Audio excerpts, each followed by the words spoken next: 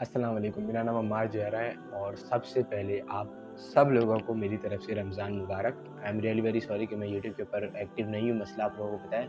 जिन लोगों को मसला नहीं पता कि मैं क्यों यूट्यूब के ऊपर वीडियोज़ अपलोड नहीं कर रहा हूँ, तो मेरा जो है वो आप लोग सीवीओ वाला व्लॉग आप जाके देख लें, तो आपको पता चल जाएगा कि मैं किस वजह से जो है वो वीडियोज़ अपलोड नहीं कर पा रहा हूँ, यहाँ पे आइकन आ रहा होगा। तो ख़ैर, आज की वीडियो का जो टॉपिक है, वो तमाम वीडियोज़ से बहुत ज़्यादा हट के है क्योंकि आज की वीडियो एक स्टोरी टाइम वीडियो है। मैंने तकरीबन 8-10 महीने पहले एक स्टोरी टाइम वीडियो बनाई थी और उसका जो है वो उन्वान the day I start photography, description के अंदर लिंक होगा तो आप वो जाके देखिएगा। तो आज का जो टॉपिक है वो बहुत ज़्यादा मज़े का टॉपिक है और रमज़ान भी है माशाल्लाह, तो मैंने सोचा कि क्यों ना ये जो स्टोरी टाइम है वो रमज़ान के मुबारक महीने में ही मैं अपलोड करूँ, ताकि जो है वो आपके अंदर दिल की कैफ़ियत जो है वो अच्छी हो जाए। तो स्टार्ट करते हैं आज की वीडियो। तो आज की स्टोरी टाइम का जो टॉपिक है वो ये है कि the day I went to हज।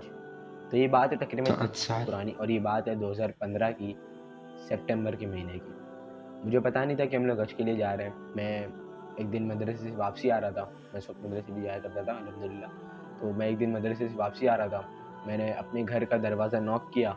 खिड़की में जो है वो मेरी अम्मी आई और उन्होंने एक निकाब पहना हुआ था, जो आप हज के दौरान, उम्रे के दौरान जो है वो आप वो निकाब पहना करते हैं। ख़वातीन जो है वो पहनती हैं ये निकाब।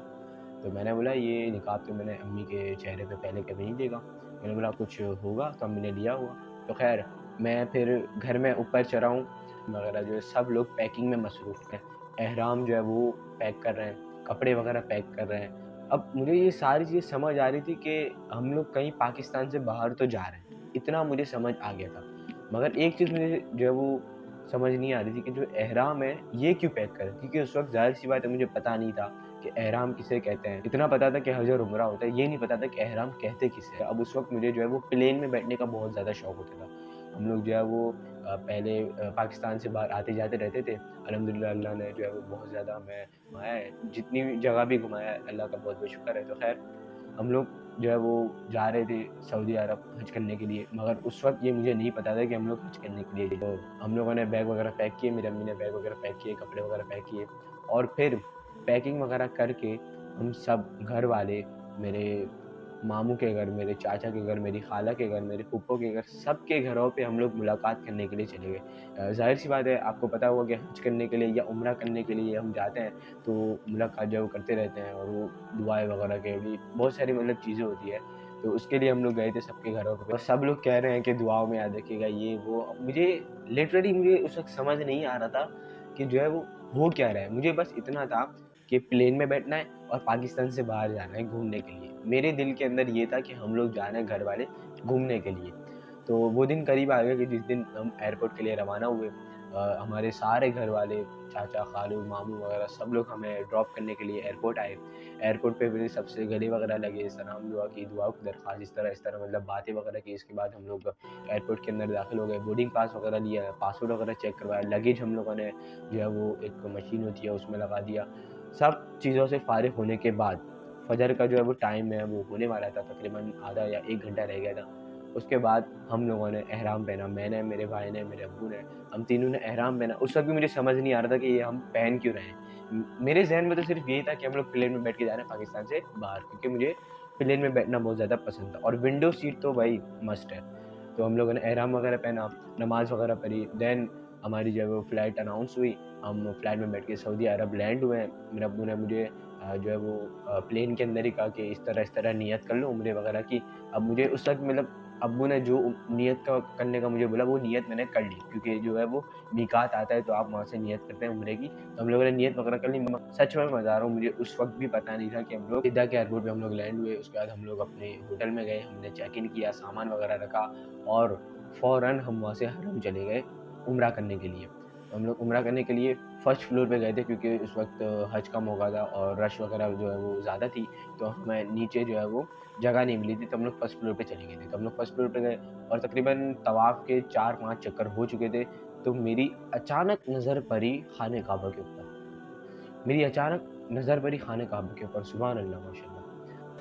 يا مرحبا.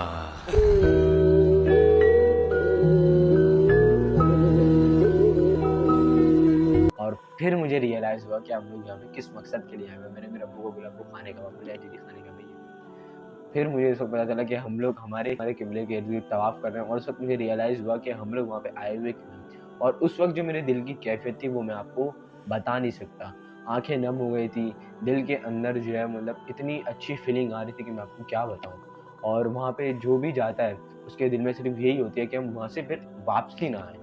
इसके बाद हमने फिर उम्रा वग़ैरह किया, गंजा वग़ैरह करवाया, उसके बाद हम लोग वापसी होटल गए, उसके बाद बाकी दिनों में और हम लोग जिस दिन गए थे उसके तकरीबन 8-10 दिनों में जो है वो हज स्टार्ट होने वाला था।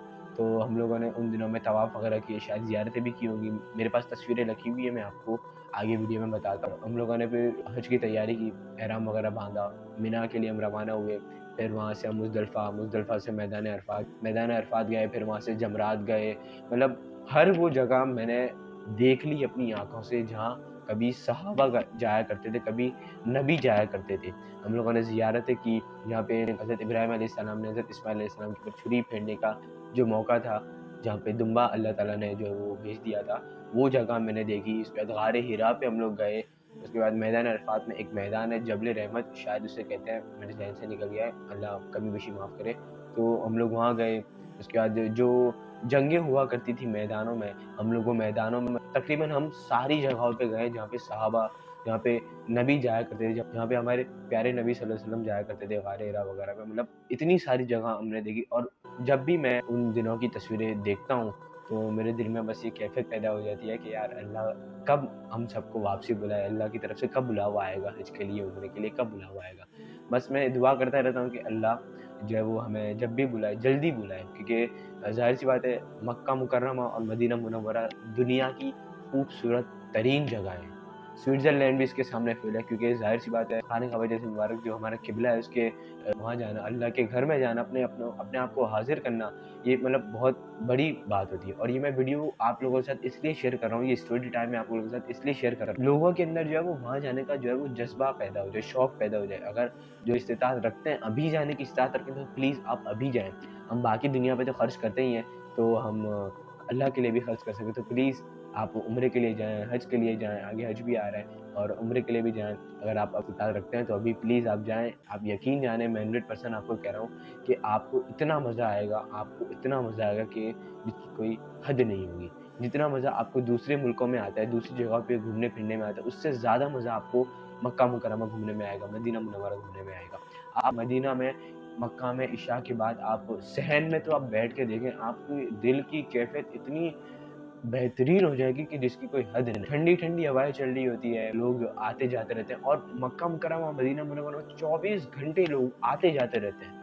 मतलब वो बंद नहीं होता है, बस वो आते-जाते रहते हैं। आप लोगों को ऑब्ज़र्व कर रहे होते हैं, ठंडी-ठंडी हवाएँ होती है और मदीना मुनव्वरा के अंदर फ़जर के वक़्त जो छतरियाँ खुलती हैं वहाँ की, उसका तो मतलब अलग ही मज़ा है, वो देखने का अलग मज़ा है। जुमेरात वाले दिन जो वहाँ के लोग रोज़ा भी रखते हैं, तो उनके साथ इफ्तार करने का अलग मज़ा। वहाँ के आप खजूर लेने जाएँगे मदीना की गलियों में, भले आप वहाँ से खजूर खरीदें या ना खरीदें, वहाँ से आप चॉकलेट्स खरीदें या ना खरीदें, वो आपको टेस्ट ज़रूर करवाएँगे क्योंकि मैं मेरे अब्बू के साथ खजूर लेने के लिए गया हुआ था और आप यकीन जानें मेरा जो है उस वक़्त पेट जो है वो खाली था, मतलब हमने खाना नहीं खाया हुआ था और हर दुकान में मैंने कुछ ना कुछ खाया है, कभी चॉकलेट, कभी खजूरें, पता नहीं क्या-क्या मैंने खाया और उसी से मेरा पेट भर गया था, मतलब इतना लोगों ने वहाँ पे खिलाया है। वहाँ के लोग इतने मेहमान नवाज़ होते हैं कि अपने मेहमानों का बहुत ज़्यादा ख़्याल रखते हैं और बहुत खूबसूरत तरीन जगह है ये दोनों मक्का मुकर्रमा, मदीना मुनव्वरा।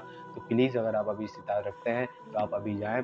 उस वक़्त हम लोग गए थे 2015 में, तब जो है वो हज के जो पर बंदा जो खर्चा आया था वो तकरीबन 2.5 लाख आया था या 2 लाख इस तरह से आया था। मगर अभी जो महँगाई बहुत ज़्यादा बढ़ गई है।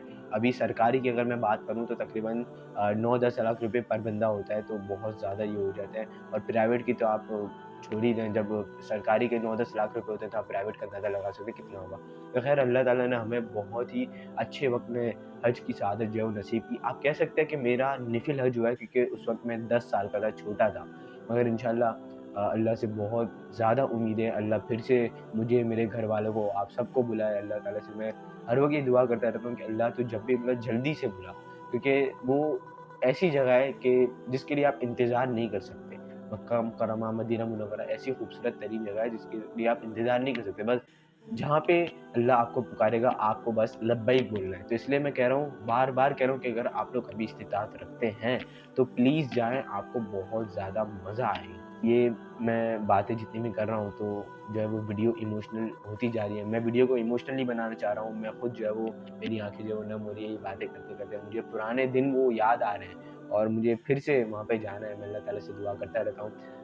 अल्लाह ताला मुझे, आपको, आप तमाम लोगों को, तमाम मुसलमानों को हज की, उम्रे की सआदत नसीब फरमाए। आमीन। बस आज की वीडियो में सिर्फ़ इतना ही था। मुझे और मेरे घर वालों को अपनी ख़ास दुआओं में ज़रूर याद रखिएगा। इंशाल्लाह मिलते हैं किसी नेक्स्ट व्लॉग या फिर वीडियो में। अपना बहुत-बहुत ख़्याल रखिएगा। अल्लाह हाफ़िज़।